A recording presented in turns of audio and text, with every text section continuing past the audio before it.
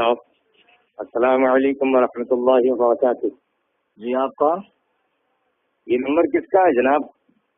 جس کو فون لگایا اسی کا رہے گا نا یار. آپ کو کس سے بات کرنی؟ ہاں میں نے انٹرنیٹ پر ایک کتاب پڑھا بنام حدیث کے دشمن. اچھا اسی میں ملا تھا. کیا آپ صوفی مفتی محمد کلیم رضوی بول رہے ہیں؟ ہاں میں ہی بول رہا ہوں اور میری ہی کتاب ہے. بولیے کیا کام ہے؟ ہاں جی میں عبداللہ مدنی ممبئی سے. اچھا آپ سے مناظرہ کرنا ہے. کہاں ملیں گے آپ؟ مناظرہ کیجیے گا. جی فون پہ ذلیل ہونا ہے یا میرے گھر کا پتہ دے دوں؟ ہاں پتہ بھی دے دیجیے اور جو میں سوال کر رہا ہوں اس کے جواب بھی دے دیجیے. اچھا ساکن آقا کا نام سنا ہے ممبئی میں؟ ہاں جانتا ہوں میں. گھاٹ کے اوپر ویسٹ کرلا ویسٹ اندھیری ایسٹ میں پڑتا ہے. اچھا ساکن آقے کے پاس ہے 90 فٹ روڈ. ہاں ہاں 90 فٹ روڈ پہ ڈسوزا بلڈنگ. اس کے پیچھے ہے LBS نگر, لال بہادر شاستری نگر. اچھا اس کے پاس ہے ویشالی میدان. وہی فقیر کا غریب خانہ ہے قصر ابو حنیفہ. اچھا جی اور نمبر یہی جس پہ آپ بات کر رہے ہیں مجھ سے 9146 122 911. اچھا اور کچھ تفصیل یہی نمبر ہے؟ یہی اور ایک نمبر ہے 9820 9820 67270. اب اور بھی کچھ تفصیل دوں؟ ہاں نہیں اتنا کافی ہے. انشاءاللہ جلد ہی ہم 10-20 علماء اہل حدیث آپ کی خدمت کے لیے پہنچ رہے ہیں آپ کے پاس. 10-20 ہی کیوں پہنچ رہے یار؟ پورا نجد اور اٹھا کر لے آؤ نا. پورا جامعہ سلفیہ اٹھا کر لے کر آ جاؤ. یہ دھونس اس کو دینا اتنے ہی کافی ہیں جو تمہاری قابلیت جانتا نہیں ہو. نہیں ہم اتنے ہی کافی ہیں آپ کے لیے. اچھا جی اب کوئی کام کی بات ہے تو بولو ورنہ فون کاٹوں. نہیں ہے نا. یہ بتائیں یہ امام ابو حنیفہ نے کتنی کتابیں لکھی ہیں؟ اچھا آپ نبی کو چھوڑ کے ان کی تقلید کرتے ہیں, انہیں امام اعظم کہتے ہیں. حالانکہ تحقیق یہ ہے کہ وہ 3 ہی حدیث سے زیادہ جانتے ہی نہیں تھے. ایسا ہے اب مولوی صاحب جی کہ امام ابو حنیفہ رحمہ اللہ نے جو کتابیں لکھی ہیں تو مشہور کتاب فقہ اکبر اور کتاب الآثار اور اس کے علاوہ 15 کتابیں امام صاحب کی ہے. اور سب سے بڑا جو ان کی حیات کا کارنامہ ہے کہ انہوں نے علم فقہ کی تدوین کی, فقہ کو مدون کیا. اور ملا علی قاری رحمہ اللہ فرماتے ہیں کہ قرآن و حدیث سے امام اعظم ابو حنیفہ رحمہ اللہ نے 9 لاکھ مسائل حل کیے ہیں. اور اسی ان کے فقہ کی تدوین کی یہ برکتیں ہیں کہ لاکھوں کتابیں اب تک فقہ کی لکھی جا چکی ہے. ہدایہ, عالمگیری, در مختار وغیرہ. اور جس ہدایہ کا آپ لوگ رونا روتے نا, بڑے گندے مسائل اس نے بھرے ہیں اور بڑے تقریب اخلاق مسائل ہے معاذ اللہ. وہ کتابیں آپ کے مدرسے میں بھی پڑھائی جاتی, اسی کو پڑھ کے تم بھی مولوی بنے ہو.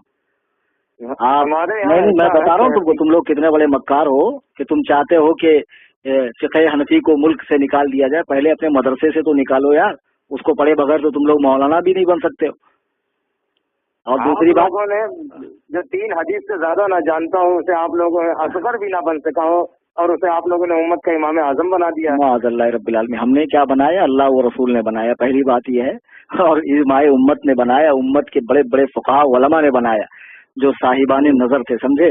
اور دوسری بات 3 حدیث کی جو بات تم کر رہے ہو نا, یہ تمہارا امام اعظم سے حسد ہے.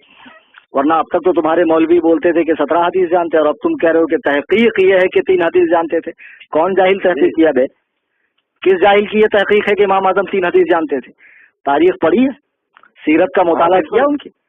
ہمارا چھوڑو, علماء احناف کا علامہ حافظ ابن عبد البر مالکی رحمہ اللہ نے 10 جلدوں میں امام اعظم کی شان میں ایک کتاب لکھی ہے.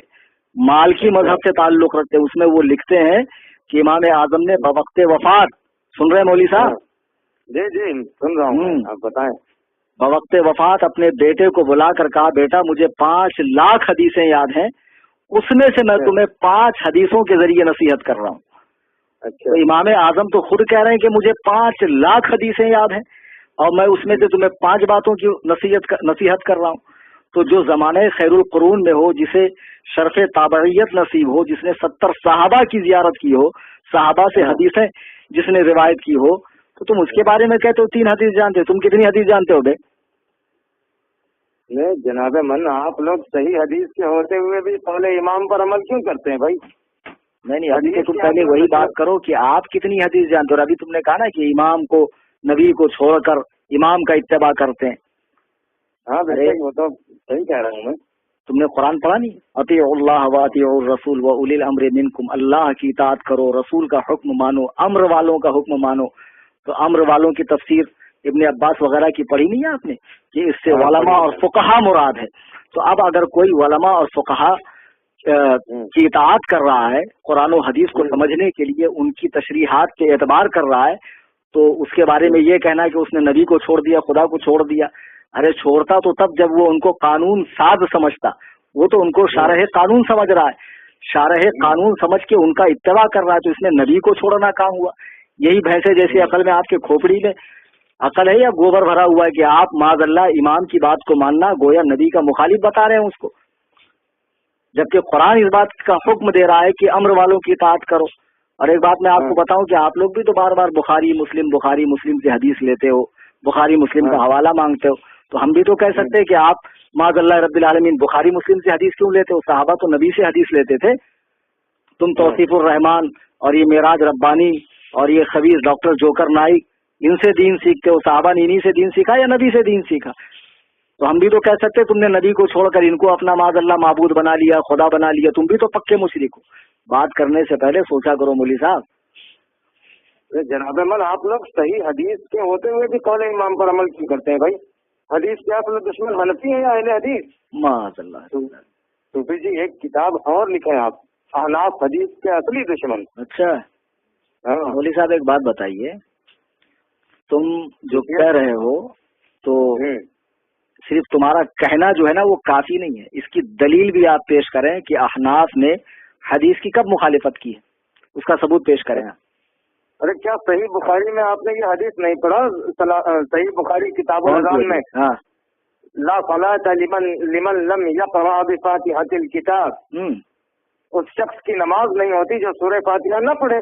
अच्छा, तो मुझे मालूम था तुम आज आकर हजरत उबादा बिन सामित की, ये हजरत उबादा बिन सामित की रिवायत है ना, हाँ, ये हदीस पेश करोगे। तुम सिर्फ नाम के अहले हदीस हो बेटा, तुमको अभी हदीस समझने की सलाहियत तुम्हारे अंदर भी नहीं और तुम्हारे बड़े बड़े उल्लू माए किराम में भी नहीं, वालमा नहीं, उल्लू माए किराम, समझे? आप घुमाए फिराए ना जवाब। अरे मैं तुम्हें जवाब ही दे रहा हूँ मौलवी साहब। ला सलात लिमन लम यक़रा बिफ़ातिहतिल किताब जो हदीस है, इमाम अहमद बिन हम्बल और हजरत सुफियान बिन उयैना फरमाते हैं कि ये हदीस अकेले नमाज पढ़ने वाले मुनफरिद और इमाम के लिए है, मुक्तदी के लिए इसका हुक्म नहीं है, मुक्तदी के लिए इसका हुक्म नहीं है। तो आप कैसे कह रहे हैं कि माज़अल्लाह जो सूरह फातिहा नहीं पढ़ता उसकी नमाज ही नहीं होती? किस बिना पर कह रहे हैं आप बताइए? अरे सूफी जी, लेकिन इस हदीस में लफ्ज़े मन तो उमूम के लिए आया है ना, तो इसमें जो मन उमूम के लिए आया है, तो इस उमूम की सराहत अल्लाह ने की है या रसूल अल्लाह ने की है? और आप तो उस जमात से ताल्लुक रखते हैं कि जिस जमात में अगर हुजूर पाक सल्लल्लाहु अलैहि वसल्लम भी बगैर वही के कुछ कहें तो आपके उलमा कहते हैं मत मानो। तरीक़े मोहम्मदी किताब का नाम सुना है? मौलवी मोहम्मद गुनागढ़ी की है, जिसमें उसने साफ लफ्जों में लिखा है कि हम अहले हदीस नबी की भी बात तब मानते जब वो वही के साथ बोलते हैं, बा वही बात जो होती है मुझको मानते हैं, बगैर वही की हम नबी की भी नहीं मानते। तो लफ्ज़े मन से जो उमूमियत आप साबित कर रहे हैं, तो ये उमूमियत की सराहत खुदा ने की है या रसूल ने? अरे कुछ तो अक्ल रख के बात करो यार, ये तो तुम्हारी चालाकी है। वरना मैंने सुफियान बिन उयैना का हवाला दिया, इमाम मोहम्मद का हवाला दिया, वो कहते हैं कि ये मुनफरिद और इमाम के लिए है। क्या हूँ कर रहे हैं? ठीक है भाई, यही हदीस समझते हैं आपके पास।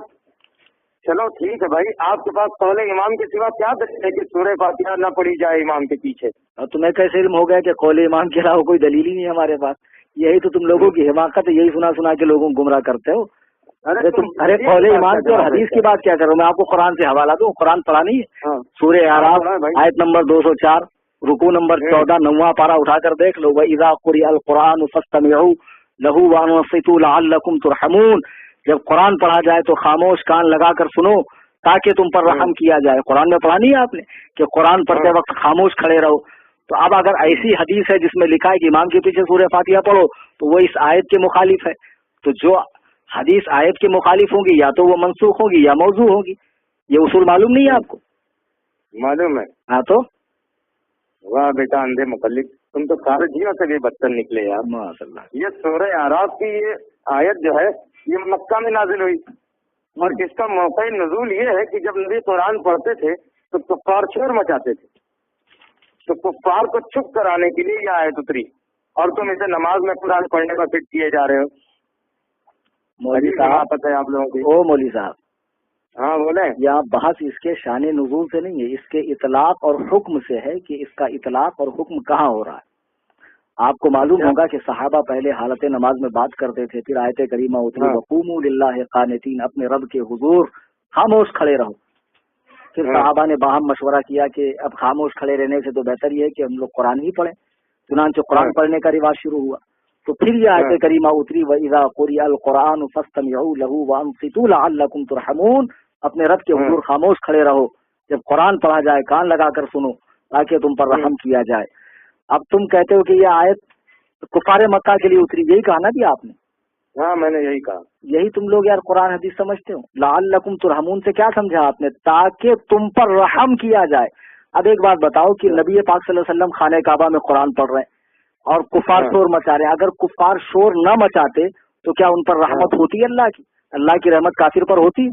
قرآن پڑھا نہیں؟ وَنُنَزِّلُ مِنَ الْقُرْآنِ مَا هُوَ شِفَاءٌ وَرَحْمَةٌ لِّلْمُؤْمِنِينَ، ہم نے اس قرآن کو نازل کیا ہے جو شفا ہے اور رحمت ہے مومنوں کے لیے۔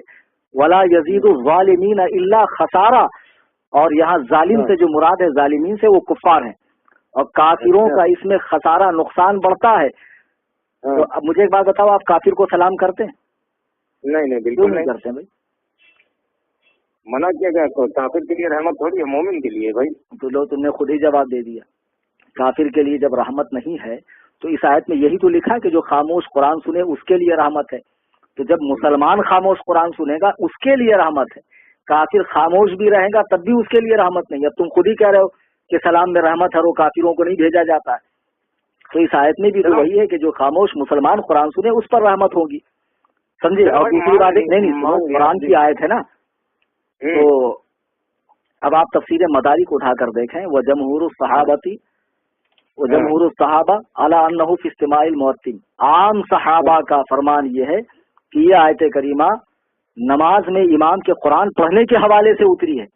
اس آیت کریمہ کی تفسیر کرتے ہوئے صاحب مدارک لکھتے ہیں کہ جب امام قرآن پڑھتا مقتدی پیچھے پڑھتے تو اس موقع کے لیے آیت اتری۔ اب ہم تفسیر کی مانیں یا تمہاری مانیں؟ چلو مان لیا کہ یہ نماز میں امام کے پیچھے قرآن تم کیا نہیں مانو یار، تمہارے یہاں جو شیخ الحدیث ہوتا ہے نا وہ ہمارے یہاں اس کا داخلہ مکتب میں ہوتا، سمجھے؟ تم لوگ قرآن حدیث بازیچے اطفال نہیں ہے، بچوں کا کھیل نہیں، سمجھے؟ عمریں کھپانی پڑتی تب جا کے یہ توفیق نصیب ہوتی۔ مولوی صاحب مان لیا بھائی، میری بات سنیں، نماز میں امام کے پیچھے قرآن پڑھنے پر منع ہونے کے لیے یہ سورہ آپ نے سنائی مجھے، مگر مان لیا آپ نے؟ قرآن مان لیا آپ نے؟ ہاں لیکن میرا سوال آپ دیکھیں نا، سورہ فاتحہ قرآن کہاں ہے؟ کیا صحیح بخاری کتاب کیا کہا سورہ فاتحہ قرآن نہیں ہے؟ ہاں سورہ فاتحہ قرآن نہیں ہے، کہاں ہے قرآن؟ معاذ اللہ، کیا ہے سورہ فاتحہ؟ حدیث ہے کیا؟ کیا صحیح کیا؟ ہاں بالکل حدیث ہے، میرے پاس ثبوت ہے اس کا۔ بخاری کتاب تفسیر میں آپ نے یہ حدیث نہیں پڑھی؟ یہ السبع المثانی والقرآن العظیم الذی اوتیت، یہی 7 آیتیں اور قرآن ہے جو مجھے عطا فرمائی گئی۔ اچھا سنو مولوی صاحب، ایسا ہے تم تو صرف بخاری کا نام جانتے ہو، الحمدللہ میں بخاری پڑھاتا ہوں، نہ جانے کتنے تم جیسے بخاری پڑھنے والوں کو اب تک میں نے فارغ کر دیا، سمجھے؟ اچھا ہاں، تو یہ جو حدیث آپ پڑھ رہے ہیں نا، یہ حدیث کا آخری حصہ، یہ سمجھنے میں بھی آپ کو غلطی ہو رہی۔ یہ کتاب التفسیر میں حضرت ابو سعید بن معلہ کی روایت ہے نا۔ اچھا یہی نا، وہ کہتے ہیں کہ روز میں مسجد نبوی میں نماز پڑھ رہا تھا کہ رسول اللہ نے مجھے آواز دی تو میں بعد نماز حاضر ہوا تو حضور نے فرمایا کیا تو نے خدا کا حکم نہیں پڑھا کہ جب اللہ و رسول بلائیں تو فوراً حاضر ہو جا؟ یہی ہے نا؟ ہاں یہی ہے بھائی، یہی ہے۔ ہاں، اللہ و رسول بلائیں تو فوراً حاضر ہو جا۔ پھر اس کے بعد وہ فرماتے ہیں کہ جب میں حاضر ہوا تو حضور نے فرمایا تجھے ایسی صورت نہ بتاؤں جو قرآن کی تمام صورتوں کی سردار ہے، اس سے پہلے کہ تم مسجد سے نکلو۔ پھر آپ نے میرا ہاتھ پکڑ لیا اور مسجد سے تشریف لے جانے لگے تو میں نے عرض کیا آپ نے نہیں فرمایا تھا کہ ایسی صورت بتاؤں گا جو تمام صورتوں کی سردار ہے؟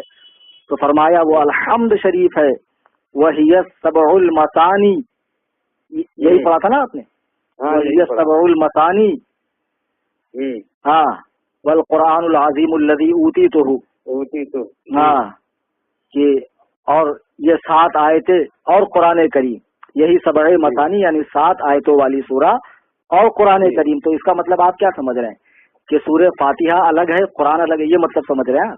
ہاں یہی سمجھ رہے ہیں ہم. لا حول ولا قوت.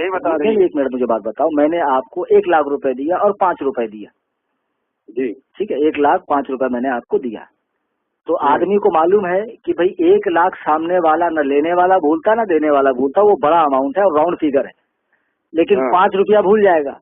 تو آدمی کہتا ہے میں نے آپ کو 1 لاکھ اور 5,000 دیا جی. تو 1 اور 5 کے بیچ میں اور کو لاتا ہے، چونکہ 5 اس کے دماغ میں اچھے سے بیٹھ جائے کہ 5 مت بھولنا.